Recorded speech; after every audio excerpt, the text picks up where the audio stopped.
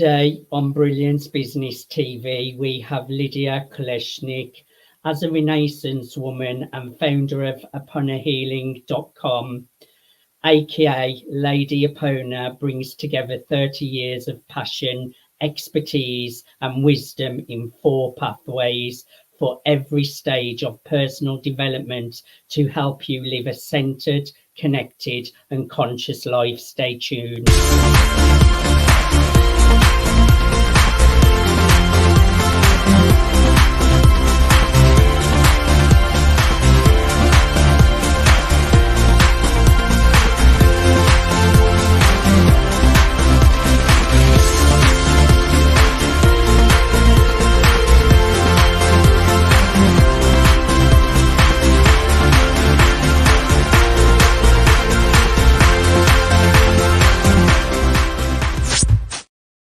Welcome to Brilliance Business TV, conversations with leading experts in business. I am your host, Mark Stephen Pooler.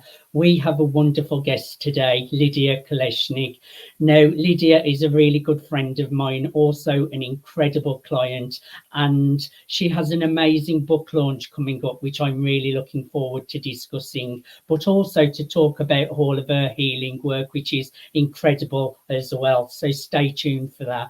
We are streaming live on Facebook, Twitter, Instagram, LinkedIn, YouTube. We're also on the E360 TV network under Fresh Takes, going out to Apple TV, Fire TV, Android, Roku, and many more. We're also on Business Innovators Radio Network. We're also on mspnewsglobal.com, and we're also hosted on Global USA Radio and Television Network as well. So after that big mouthful, let's bring in our incredible guest, Lidia Kuleshnyk. Lidia, welcome to Brilliance Business TV.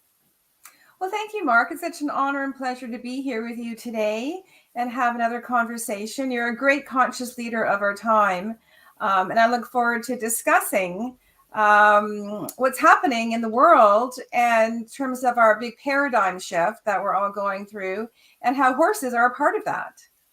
Well, we're looking forward to hearing all about that. So let's get started with question 1.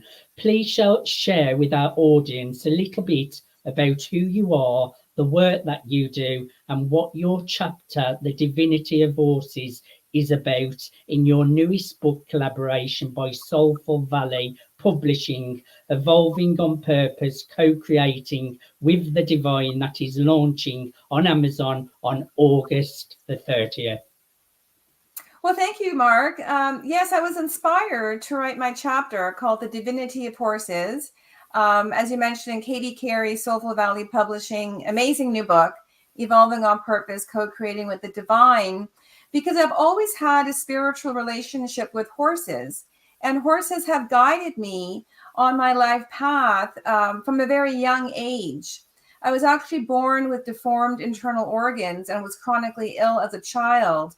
And when all hope was lost and doctors had no more resources to help me, I received messages in dreams from spiritual beings I started at the age of 10.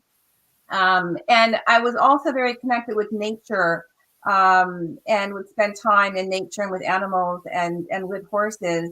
And then as I progressed through life and was healing my chronic health conditions, then in my late 20s, I went into a deep cocoon of healing. And that was when the horses came to me very clearly and started giving me messages about how to heal myself and which modalities to use and how to direct my life forward. So I do have a background in international environmental policy. I was a climate change specialist over 30 years ago when no one knew what climate change was, and also a mental health therapist.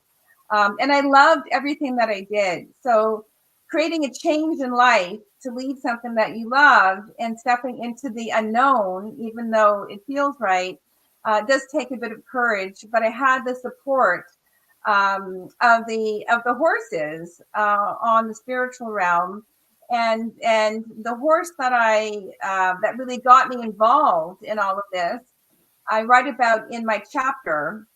His name is Trigger. and he came to me in dreams, and he is now my logo for AponaHealing.com. And so he's radiating out his light to everybody through the logo. And so the horses guided me into my holistic health work with clients. So I have a 25-year background of helping clients resolve their chronic health conditions. And then that's evolved into high performance wellness coaching. And then we also offer equine healing retreats at my ranch in beautiful Rideau Lakes in Eastern Ontario, Canada. And then we also offer retreats for personal development and self-discovery with my signature program, Hidden Buddha, The Journey of Self-Discovery. Well, what you touched on there is so true, that it does take courage to step out into the unknown, Lydia, because it's really scary when you're going into uncertainty, but you have to become comfortable and trust and have faith, don't you? Well, Around uncertainty and really follow your heart. Well, yes, and this is the time on the planet when many of us are connecting more with our inner self, with our heart, with our spiritual aspects, and we're evolving from an intellectually based paradigm where we've sort of honored the intellect and the mental aspect above all else, and starting to integrate the other aspects of who we are. So there's the physical, mental, emotional, and spiritual aspects of who we are. And so I do mention this a little bit in my chapter in the book, when I talk about my story of how Trigger came to me in dreams. And at the time, I was not really experienced in living the path of following your intuition without doubt and, with certainty. So my journey with Trigger helped me become comfortable, and as you said, find the courage and the strength to take one step at a time, to follow that inner guidance. And it was very urgent because I didn't know at the time, but he was sending me messages and dreams as an SOS for help because he was going to be sent to slaughter. So he was reaching out to me to help him. But then he was the high spiritual being who was going to help save me as well. So this is the beautiful part about co-creating with the divine, is that you might say it's always a win-win. We're always creating a better world for all of us. But would you like me to read the paragraph from my chapter where I talk about that journey? Of course, go ahead. I had listened to the messages. I honored the urgency of my spirit and took aligned actions. I felt the fullness of my emotions. I centered in my power. I embraced faith and inner knowing. And in so doing, I was guided to the high spiritual being who would heal me as much as I would heal him. And from that paragraph, I've created 7 steps to living a more fulfilling and purposeful life by connecting with your intuition or your higher self and co-creating with the divine. So the first step is to listen to the messages. So we're all highly evolved spiritual beings, each one of us. And now is the time on the planet where we're starting to remember that spiritual connection and start to feel comfortable with it. So by listening to the messages, it can come in any way. It could be a butterfly that you see regularly. It could be a message that you keep seeing in magazines or on the internet. It could be thoughts that you're working through and processing out. But we're always being guided from a higher place, because that's our true home, is as a high spiritual being. And then the second step is to begin to honor and value the importance of that connection of our spirit. So historically, times are changing now, but historically, there would be sort of derogatory comments about people who are following a spiritual path, like the woo-woo or that sort of thing. But the woo-woo is the essence of the universe. It's the energy of the universe. And when we can connect to our spirit or intuition, that universal energy, then we can really, really turn lead into gold and align our lives and go forward, as I was saying, in a win-win way where everybody experiences the abundance that we create. And then the third step is to feel the fullness of your emotions. So when we start to listen and honor and value the spiritual messages and connection, and we make it a priority to pay attention. When we value something, we make it a priority. Then we can feel an emotional response. And that emotional response brings us into alignment.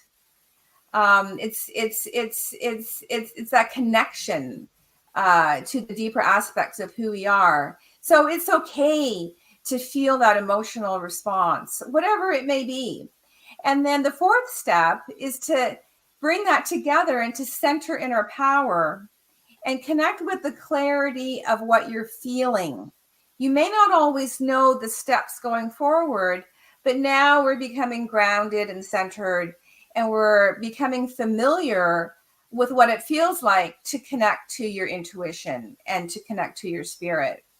And then the fifth step is to embrace that, is to embrace your faith and your inner knowing in a supportive way, and to know that all of this experience of listening and honoring and valuing and centering is to help you, that we're never alone, and that we always have support from the universe. So as I was saying, when I was young, and even though doctors tried to help me and they weren't able to, I had support from the spiritual world to guide me. And then the sixth step is to take aligned actions. So they may be small actions. In my case, with helping to rescue Trigger, I had to get out to the ranch to see him, and I didn't have a car, and I didn't really know what I was doing, but I kept taking small steps. And then eventually the path unfolded, and I was able to save him, and then he was able to heal me. And then the seventh step is to trust in the journey. That you are here, every person is here to live their gifts, to be supported, to have their highest and best life. And that as we work towards cultivating that, then we will create miracles unbeknownst to us. So in me helping Trigger, then that created like an energetic frequency or template that others will step into who don't know that exists. And I'm stepping into others' frequency or template of help as well. So those are 7 simple steps to co-create with the divine that we can practice anytime and anywhere. I think they're great steps, and I just love what you're about. I love your energy. I love what you're doing for the world and really supporting people. And you're so conscious yourself. You called me a conscious leader, Lydia, but you are too. Oh, well, thank you. Well, thank you. And it is a time on the planet to become more aware and more conscious. And as we go through that journey, then we're the leaders of our lives, right? We're taking responsibility for our lives, for our role and bigger responsibility on the planet as humane beings. And as we heal ourselves and as we grow and evolve, naturally, we become conscious leaders of the world just through sharing who we are. It doesn't mean you have to be a political leader or an economic leader, but we're each powerful spiritual beings meant to be here and to share and support others. Just tell us a little bit about the work you do with your clients, Lydia, so people get a feel for how you can support them as well. Well, sure. There are those 4 pathways that bring together my 30 years of experience in supporting clients. And so the one pathway are the equine healing retreats and equine-assisted therapy. at my ranch, where we unite with horses in stillness and silence, and we breathe, and it's like a meditation. But if you're not comfortable with the word meditation, then we just become like the empty vessel and stand with the horses. And this helps to activate that 7-step process that I just went through, where we can start to hear our own inner voice and what comes up for us. And the horses create an incredible sacred space of unconditional love and support for us to do that. And then I've also have over 30 years experience in Reiki energy healing and macrobiotic healing foods, which I was guided to when I was in my deep healing to save my life. And then I was guided to share that in my Apona healing method. So I've supported clients going through difficult circumstances, chronic illness, and now through coaching to help clients develop that awareness in a step-by-step process to get to the next level of their personal development, to manage energy and stress, and to be able to be what I call centered in your core energy, connected to your essence and power, and conscious of who you are and how you'd like to live.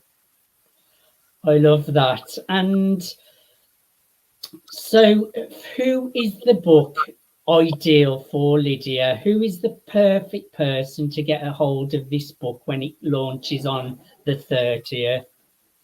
Well, it's a magnificent book with many wonderful authors who share their stories of co-creating with the divine, and that we're all evolving on purpose. So for anyone who is interested in healing and personal growth and getting to the next level of your potential through being inspired and by learning tools that the authors have to share, because we're all on this, planet together, and we'd like to support each other at this pivotal time in human history to heal, grow, and evolve. So if you're interested in personal development and in healing and connecting with your spiritual essence, with the divine energy of the universe, then this is the book for you. And that brings me great to what I actually wanted to ask you next as well. You talked about listening to your intuition and your higher self or subconscious mind. People have all different ways of saying it: source, God, universe. But often at times, we all have two voices, don't we? We've got the intuition and the higher source, but we also have ego as well, which can come in and sabotage things. How do you distinguish between the two? Because sometimes I've listened to my ego and taken action knowing I shouldn't be taking action, and I've knew it's my ego and I've still done it. So how do you know it's your intuition is my question. Well, that's a bit of a process. It's just like learning how to ride a bicycle or something. You need training wheels, for a while until you can just go on your own. But it's very much what you just explained, is that even though your intellect or the logic is telling you to do something, but you're a bit pulled, and you may not feel quite in alignment. Now, sometimes we do have to push ourselves beyond our comfort zone, to move forward in life. But it's a very internal, subtle energy feeling that you refine over time through your experience. So exactly as you're saying, as you experience things, then you can see the correlations between, was it my mind? And there are healthy aspects to ego as well. Or is it my mind and just pure logic that is not really the best path for me? Or is it the combination of the two? Because we want to use both. We want to use reason and intuition as well. And then we can look back on our lives. I give a very brief example often when I was in university, and all my friends told me to take a certain course because it would be easy and it's an easy credit and it'll raise your grade point average. And I really wanted to take a difficult course. And they said, no, don't do that. And I went against the feeling within me and followed the logic. And it was just an awful experience. I almost failed. Yeah. I almost failed the course. And everybody else was like, well, why would you do that? Because we think it's easy. But for me, it was the wrong path. So then I learned from that.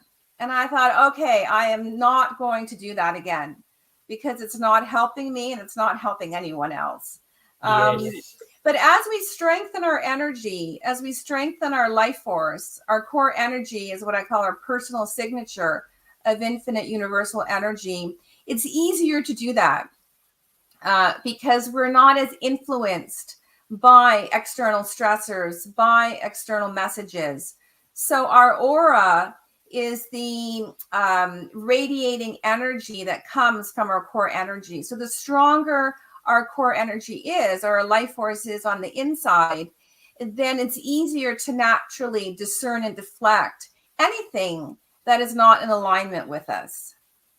I have to agree. I've taken action before knowing it's ego, and when it doesn't feel good, but you do it anyway, and it doesn't end good when you do that. You sabotage things, because when you're in the flow, taking from alignment and listening to intuition, things flow and it feels good. So I think if you're questioning something, should I do this or shouldn't I do this? Don't do it, because I think it's when intuition, you just have a sense and an inner knowing that it's the thing to do. Whereas if you're questioning it, or if you're getting a no, you should never take action. Or if it doesn't feel good as well, don't take action when things don't feel good. I normally get a horrible feeling in my stomach, but I've still taken action anyway and not got the results I wanted.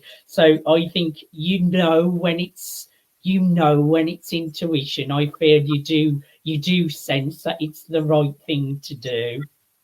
Well, you just described it beautifully. That's part of the process. And then we learn from that. And it's what I call our flashing red light indicators. So you feel a sensation in your stomach, or it might be an expression that we start saying to ourselves when things are out of alignment, or as you said, a physical sensation in your body. And so we'll feel it. And then it's part of our self-mastery to refine that in our own inner knowing as to how to navigate ourselves through these uncertain times. And I actually have a free ebook on my website called 10 Tools to Survive and Thrive in Uncertain Times. And there are some worksheets. And it's a wonderful ebook to help us navigate, to help us get centered, connected, and conscious for everybody to utilize.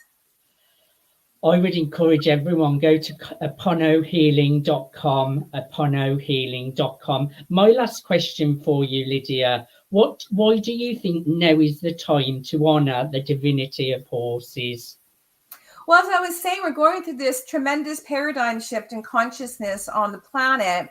And we're awakening to our own spiritual connection and the spiritual connection of all of life, of honoring life and of the animals. And horses have always been humanity's greatest friend, guide, ally. They have fought through wars. They have created agriculture and transportation for us. And now they have a pivotal role to play in helping us heal and evolve as higher spiritual beings. So as we see horses as divine spiritual beings, we can recognize that within ourselves as well. I love it. Lydia, people can connect with you at aponahealing.com. That's aponahealing.com. Who should reach out to you? Who would you like to get in touch with you? Well, anybody who's on a path of personal development. So as I said, we have 4 pathways for different needs and interests. And I have signature coaching programs for each one. High performance wellness coaching is working with mindset. and the concept of consciousness through my 12 ancient universal principles. And then my chronic health breakthrough program to help you resolve chronic illnesses. And that can also include managing anxiety and stress. And so I do specialize in working with high-performing clients who want to manage their energy and stress and live more in a flow state that you were talking about, with less resistance in our life. And then also horse lovers, or people who want the experience of connecting with the hearts and souls of horses. And we have retreats for self-discovery. So we have a broad range of pathways, but there's something specific just for you. I'd encourage everyone to go to aponahealing.com. That's aponahealing.com. Lydia, I have thoroughly enjoyed having a conversation with you today. Thank you so much for being my guest. Well, thank you, Mark. It's an honor and pleasure. And the shows and everything that you do are spreading incredible light to the world and helping us all evolve. Evolving is what we all want in a conscious, heartfelt way. Thank you, everyone, for joining us for Brilliance Business TV, conversations with leading experts in business. Until next time, bye for now.